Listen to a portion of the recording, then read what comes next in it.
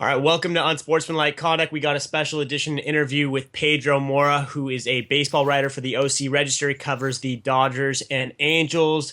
Sadly, his season has come to an end early, as well as the Angels and Dodgers. Pedro, thanks so much for joining us. Yeah, thanks for having me on. It has indeed ended a lot earlier than I expected.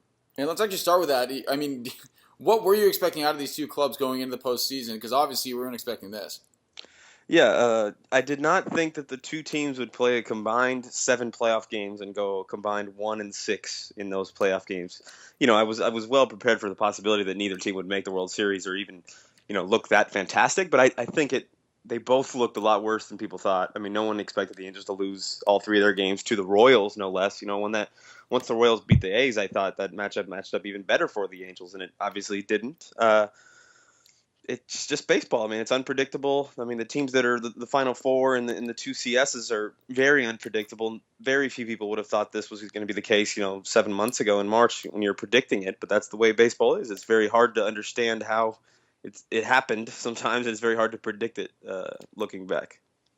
Before we get into, the issues that the Angels and the Dodgers both have to address in this coming offseason, do you think the MLB needs to reconsider the current playoff format as far as the one game wild card game goes, and then the 5 game the only sport that still has the 5 game opening round series? Or do you like that it's almost do or die, very cutthroat in the opening rounds? That's a good question. It depends on what you want. Do you want the most entertaining product possible? If so, then I think they're pretty close to it right now. But if you want, the fairest product possible, the product that rewards teams for correct roster construction for long-term success over the course of the regular season, then I think the current format is completely inept. I mean, a one-game playoff is just no way to decide anything in baseball. I mean, there's a reason they play 162. You could match up the best team in baseball against the worst team in baseball, and the worst team would still win 3 out of every 10, or almost 4 out of every 10 games. So when you put them in a one-game playoff, it's just a coin flip. It really is. It's just a coin flip with one side slightly favored.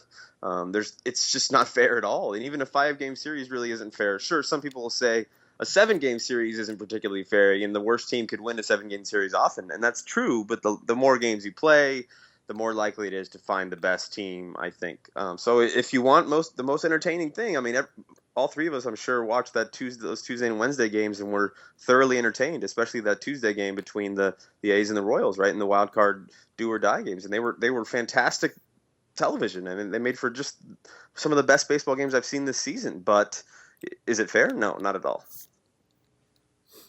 Yeah, and then I guess that was actually one of the only baseball games I've seen in a while. First pitch to last pitch, because baseball's been getting a little bit slow. But let's talk about each of these teams individually, and then we'll let you break them down. The Angels roster, they are kind of stuck here with this Hamilton Pujols deal, are they not? Yes, they are. Pujols, obviously, especially because they're going to be paying him until 2021, which is a long time from now. We're going to be in our 30s by the time Albert Pujols' contract is done.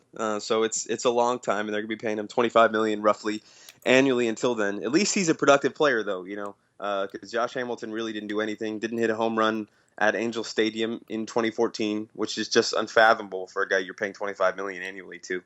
And he still has 3 more years left on his deal, and the Angels still have 2 more years left to pay C.J. Wilson, who's making a ton of money too. They have 3 huge free agent contracts that are debilitating them going forward, plus the large amount of money that they're paying to Mike Trout too, who obviously deserves the money. Pedro, can you just explain a little bit of the whole logic behind these contracts? Because I get the idea of making a splash and that Artie Moreno has this money to spend. But I think what we've seen over the last 10 years or so, even since that first big contract with A-Rod going to Texas, is these long contracts just never pay off. They only handcuff teams. You look at the Cardinals right now, they seem like they couldn't be doing better after Albert Pujols.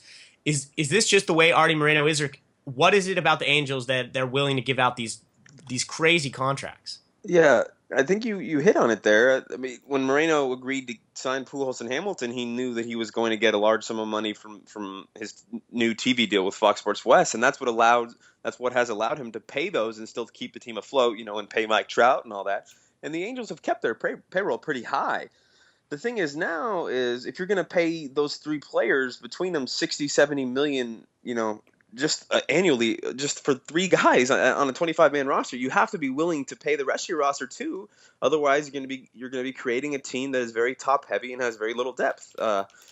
It's not that if you're going to make the playoffs, you have to pay players a lot of money. You can't just go with rookies and whatnot. Even the Cardinals, sure, they let Albert Pujols go, but just last offseason they signed Johnny Peralta to a pretty big deal. I think it was 4 years, $52 million, and people thought it was a bad deal. But $13 million a year for 4 years is a lot different from $25 million for 10 years, or 25 for 4, or for 5 for Hamilton. You have to be. I think the years, as you talked about, Trevor, are very important, right? You can't handcuff your franchise a decade into the future. There's basically almost no players in baseball are going to be effective 10 years from now. The ones that are currently active, right? I mean, like there's probably 5% of the current MLB population will still be good 10 years from now. Think about it like that. So when you sign Albert Pujols when he's 31 to a 10-year deal, it's either you have to assume that he's going to be providing you double that value early in the deal, or you have to be accepting that you're going to be throwing money away for the final 3 or 4 or 5 years of that contract. Last question before we hop over to the Dodgers. Is Mike Scioscia's job safe? I know I think he is the longest tenured manager right now in Major League Baseball. There were some rumblings that his job might have been on the line before this year, but they obviously had a great year. Is his job on the line at all? I don't think it is. I don't think Artie Moreno is angry enough at what happened this season to take any punitive measures with firing Scioscia or Dipoto. By all accounts, the Angels had a pretty good season. It could have gone a lot differently at the end, but they won 98 games, right? 98 wins is a lot of wins, especially when you won 78 the year before. And to punish, those two is to essentially say, okay, if we bring someone else in, they're going to do better. They're going to win more than 98 games next season, and they're going to win in the playoffs. And they're going to give us a better chance at doing that than Scioscia will. And I don't know if there are that many managers that will do that much better than Mike Scioscia that are available on the free agent manager market, essentially. Yeah, let's jump up the freeway a little bit, like Trevor was saying, to the Dodgers. I guess we'll start with the manager since we ended with the manager in the last discussion. Don Mattingly made a somewhat questionable decision in that final game to bench Puig. He's been on the hot seat for a while now. Where will he be next year? I think he will still be the Dodgers manager. I don't know if I were making the decisions if he would still be the Dodgers manager. I think there have been enough poor decisions made by him over the years to justify moving him out and moving someone else into that spot. But I don't get the sense that that's something the Dodgers are going to want to do this offseason. And any manager, really, the worst or best, he can only affect your team so much, I think. It's not, no manager is going to turn a team from an 80-win team into a 100-win team or anything like that. You're talking about maybe 3 or 4 wins at the most. It would be the impact from a bad to good manager. So is it absolutely necessary that they remove Don Mattingly from his post this offseason? I don't think so. There may be other changes, maybe more important, more needed changes that they could make, in their front office, and I think they're probably more likely to make. And when you talk about other changes that they might make, and that I'm guessing, that brings up the name Ned Colletti, the bullpen looked pretty bad in the playoffs, and I think that's a reason that, although I don't think Don Mattingly's a great manager, and I think he makes some very questionable in-game decisions, the fact that he didn't have a bullpen really to go to any of that series against the Cardinals, I think really hindered him, and that's got to be a question is, has Ned Colletti done enough with a pretty much limitless payroll to keep his job? I don't know. I don't know if he has, right? It is his fault ultimately that Mattingly had no bullpen to go to in the playoffs and for much of the season, right?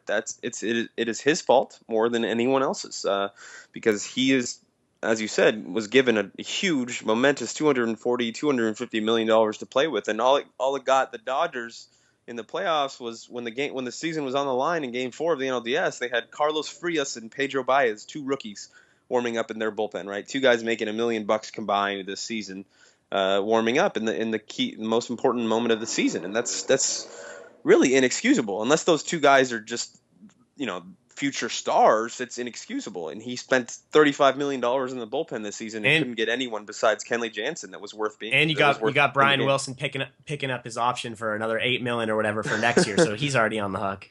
Yeah, and they've already have about 20-something million committed to their bullpen for next season with Kenley Jansen's pay raise, with arbitration. J.P. Howell's back another $5.5 million. It's they're in dire straits in that pen, and they're going to have to raise their payroll even more if they're going to get anybody effective to add to that bullpen. And maybe it won't be Ned Coletti doing the additions this offseason. We talked about additions. How about subtractions? Are there any players that are on that roster that we won't see in Dodgers blue next year? Maybe a Hanley Ramirez. Yeah, I think it's probably about a 50-50 matter right now, whether Hanley Ramirez returns to the Dodgers or not. The Dodgers are going to offer him a 1-year qualifying deal, which is $15.3 million. And he's probably going to decline that because he wants to get a multi-year deal on the free agent market. And the Dodgers may consider offering him a multi-year deal, but I don't think they're going to give him anywhere near the contract that he wants. This is a guy who wants probably 6 years, 115, 120 million, something like that. And I don't think the Dodgers are going to want to offer more than 3 years, 50 million at the most. He's not a shortstop anymore. He probably hasn't been for a couple of years. They played him there this year because his offense is still good enough to warrant it. But really, he should be moving to third base sooner rather than later. And it's hard to justify paying someone $20 million as they go into their middle 30s when they're just a third baseman and a below-average defender and an inconsistent offensive player, right? In 2013, he was dominant, one of the best hitters in baseball. This year, he was just good, right? Very good, but just by no means fantastic, not an all-star. And it's hard to commit, hugely long-term money to a guy like that. Well, would he be okay with that move? I mean, he kind of had a problem with that in Miami, did he not? Yeah, he did. He did have a problem with that in Miami, but he has said now that he's open to doing whatever's best for the team going forward. I think like most professional sports free agents, I think the most important thing to him this offseason will be getting the most amount of money. So if that involves him playing third base, I think it will probably be okay with as far as he's concerned. He just wants to get paid, right? Like most other guys do. So if the team is offering him $20 million more than anyone else and saying, we're going to play you at third base, I think he's going to take that. So I don't know if that team's going to be the Dodgers, especially considering they have, another year committed to Juan Uribe and a top prospect in Corey Seager coming up, who's probably not going to end up playing shortstop at the major league level. So in 2016, they're going to want to have the third base opening and not it being committed to Hanley Ramirez. Do you see the Dodgers making another big splash in free agency, like a John Lester or someone of that magnitude, or do you think they're pretty capped out as far as the salary goes? I don't know. It's a good question. It could be either Lester or Scherzer or James Shields, three dominant starting pitchers who are going to command a lot of money, all probably at least $100 million. And the Dodgers can't afford it, right? Their owners can't afford it. Do they need it, though? I'm not so sure, right? You have Clayton Kershaw, you have Zach Greinke, and you have Hyun-Jin Ryu. Between them, that's a top three that rivals any other top three of any rotation in baseball. I don't necessarily know if you need an elite starter to add to the mix. What you need is another dependable guy, so you don't have to be starting, Dan Herron. You don't have to rely on Dan Herron so significantly like they did this year. And you have someone to start in a game 4 of a playoff series, so you don't have to start Clayton Kershaw on short rest. I would say more likely than not they don't go out and get a guy like that, but I think they will sign a starting pitcher, maybe someone like Brandon McCarthy or something like that, a middle-tier guy. And I think they're largely probably done with their big-time spending for the next couple of years. I don't think we're going to see another $100 million contract offer for a couple seasons from the Dodgers. One last thing before we let you go, Pedro. I just wanted to get your thoughts on the remaining teams in the playoffs and who you think is your favorite to win it all. I kind of have viewed the Giants for the long time as the LA Kings to hockey are the Giants to baseball. Where and just because I swear it doesn't really, I wasn't as surprised by the Giants or Cardinals advancing just because when teams are able to win a World Series early on their trajectory towards getting to the top, I feel like it's just a whole nother ballgame when it comes to the playoffs, and the stress is off, and they can just be themselves. And you have teams like the Nationals and the Dodgers who the pressure starts building, and it doesn't matter how your roster is built; it just kind of all implodes. And no stats can help you out when it comes to that. So I was just curious to get your thoughts on how you see that all and what you see happening in the end of these playoffs. I think the Giants are in great position. As one of the final 4 teams, they have one of the best pitchers remaining in the playoffs, and Madison Bumgarner, who's pitched fantastically this postseason. I think the Royals have shown that they have what it takes to win in the playoffs, right? They've been scoring enough runs, and it's hard for them to be ruled out of a game, right? Even if they're down by a couple runs when it gets to September, I think they have not to September, but to the 8th or 9th inning. I think they have the speed to to come back, right? I mean, they have two of the fastest guys I've ever seen on a baseball field in Dyson and Gore, and those guys have been so important. They play fantastic defense, really, really good defense. They limit the amount of runs their average pitching allows because of how good their defense is. So I think I'd probably go with the Royals out of the AL, and I guess the Giants. Both those teams, to me, the Giants and the Cardinals, have had flaws all year. Neither one of them really dominated people this season, at least for large stretches. The Giants were great to start the year, but they had a 2-3 month stretch there where they were middling at best, really. The Cardinals had one of the worst offenses in the majors. I think they were 25th in runs this season, but both of them look good so far in the playoffs, right? It's been only 4 games in each of those cases, but I guess if I had to pick one in either league, and I wouldn't place any money on this, but I guess I would pick the Giants and the Royals. And then in the World Series, it's so hard to predict. But I would say the Giants and the Royals are my 2 picks out of this round. I still think that's got to be one of the most dumbfounding things in all sports is that that after this series is over, the last 5 NL pennants will be decided by the Giants and Cardinals, and every year they look barely above average when they make. If they make the playoffs. I guess the Cardinals have made it, but the Giants haven't made it 2 out of the last 4 years. And just, it's crazy that these, like you said, these teams who don't look good at all in the regular season somehow figure it out in the playoffs.